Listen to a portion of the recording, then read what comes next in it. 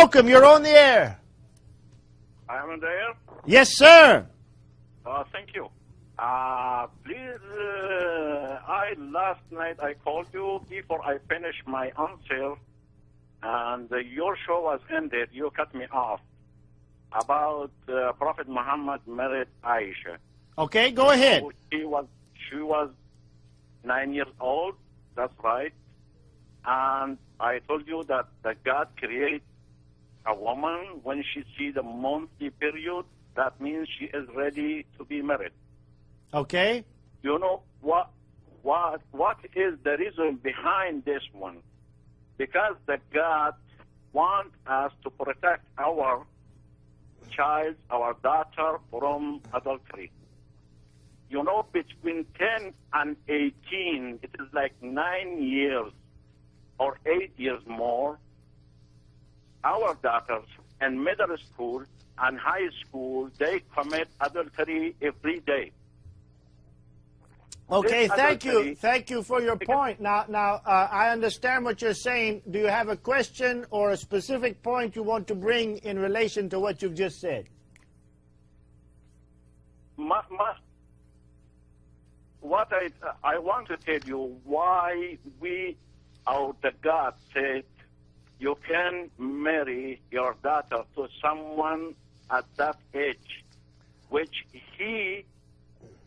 with the God, create the girl and said, she is ready now. Okay, okay, Abdul, thank you.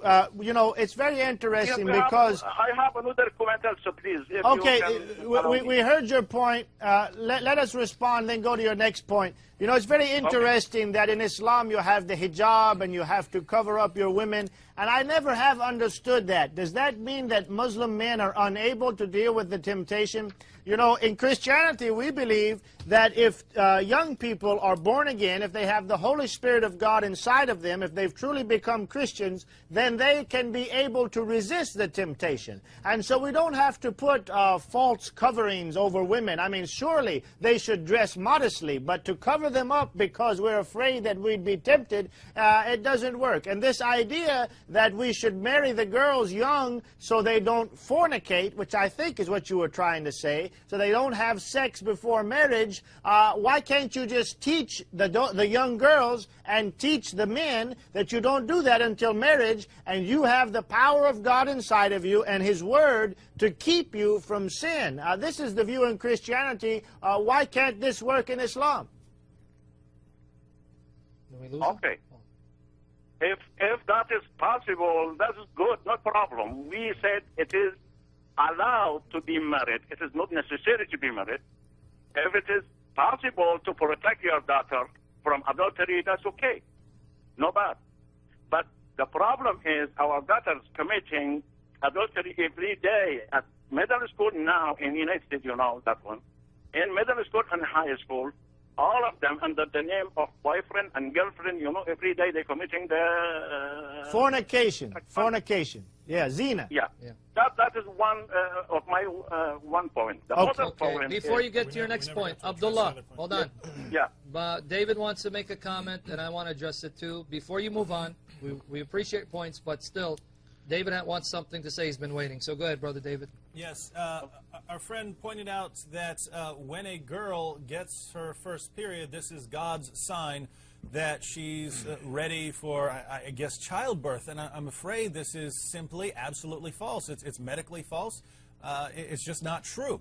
And I'll offer a few responses. First, Aisha hadn't reached puberty when Muhammad began to have sex with her. And so if you're saying that God gives the sign of menses, God gives the sign of puberty as the appropriate time when men are first allowed to have sex with a woman, then according to you, Muhammad was a horrible sinner because he didn't wait for this time. Exactly. Second, the Quran, according to you, cannot be from God because according to you, God only allows men to have sex with women after they've reached puberty, but the Quran in Surah 65:4 allows men to have sex with women before they've reached puberty. So the Quran cannot be from God since you've got conflicting positions there. And finally, I'll explain why. I said this yesterday. When a girl gets her first period, this is not a sign that she is ready to give childbirth. Find me a non-Muslim doctor who will say that. What doctors say is that puberty, that when a girl gets her first period, this is the beginning of puberty. It's not a sign that she's ready to give birth. It's a sign that a change has begun in her body, which several years down the road will allow her to give birth. Yeah. It's puberty is a process that takes several years. And when a girl first gets her period, that's a sign that puberty has begun. It's not a sign, aha, let's go in and have sex with her so we can get her pregnant. Why? Because girls who are young and haven't finished the process of puberty are not ready to give childbirth. Their hips and their birth canals have not widened. That takes a process of several years. If it hasn't widened, this is why you have girls dying in the Middle East and in Northern Africa and everywhere Islam has spread, because people believe just like you believe. You're telling these people around the world, if your daughter's 9 years old, go ahead and marry her off, start having sex, and then these girls die because of this false, immoral teaching. And so I would just advise you, look at the facts, not the facts from your Quran, not the facts from your Hadith. Look at the medical facts, and when you see what's really good for a young girl, you will see that it's not good for her to become pregnant, and therefore you should reject what you're claiming, and you should reject Muhammad as a prophet. Okay, Abdul, just let Sam say one thing, and then we're going to give it back to you. Quickly, Sam. I'm sorry that we're bombarding you, but David Wood said that Aisha hadn't reached puberty, and that the Quran doesn't sanction someone reaching puberty or having monthly cycles in order for you to marry them. Let me give you the hadiths that prove what David Wood said concerning Aisha. And I'm going to answer a point real quick because we got a lot of calls, and you know it's not we were trying to get rid of you, but listen to this.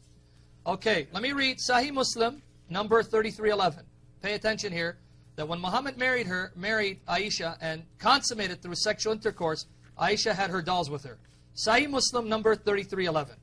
Aisha reported that Allah's apostle married her when she was 7 years old, and she was taken to his house as a bride when she was 9. Her dolls were with her. So she took her dolls with Muhammad to his house when she was 9, and the Prophet died when she was 18 years old. So he consummated the marriage, and she was still playing with dolls. Now, Sahih Bukhari, volume 8, number 151. Sahih Bukhari, volume 8, number 151. Dr. Muhammad Muskhin Khan, in his translation of this hadith, inserts the comments of Ibn Hajar al-Asqalani. Ibn Hajar wrote a commentary on Bukhari. Let me read what he says here. Narrated Aisha, I used to play with the dolls in the presence of the Prophet, and my girlfriends also used to play with me. When Allah's apostle used to enter my dwelling place, they used to hide themselves. But the Prophet would call them to join and play with me. Now, in parentheses, Muskhin Khan provides the comments of Ibn Hajar. Ibn Hajar, the one who wrote an explanation of Bukhari.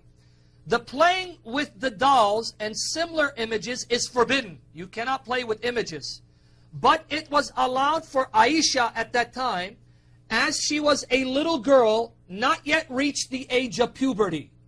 So according to the hadith and Ibn Hajar, Aisha, when Muhammad slept with her as his wife, was still playing with dolls, something forbidden for grown-ups, but allowed for young girls who haven't reached puberty. So by your claim, you just condemned Muhammad.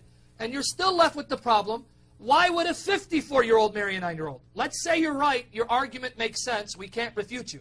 You don't marry a 9-year-old to a 54-year-old who's old enough to be her grandfather.